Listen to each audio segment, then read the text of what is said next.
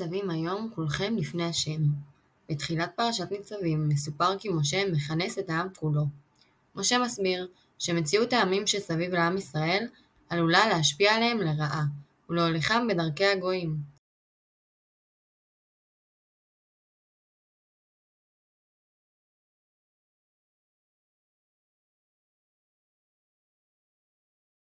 משה כורת ברית בין ישראל לאלוקים, שמטרתה לחזק את הקשר בין ישראל להשם, ולקבוע גבולות ומחויבויות הדדיות.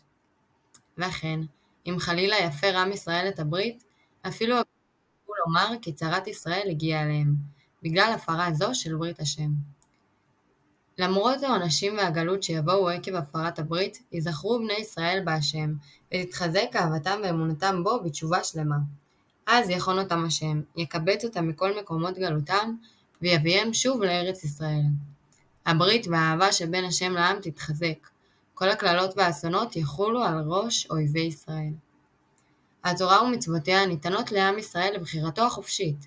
לכל אדם יש אפשרות לבחור בין דרך התורה, היא דרך הטוב והחיים, ולעומתה דרך החטא, היא דרך הרע והמוות.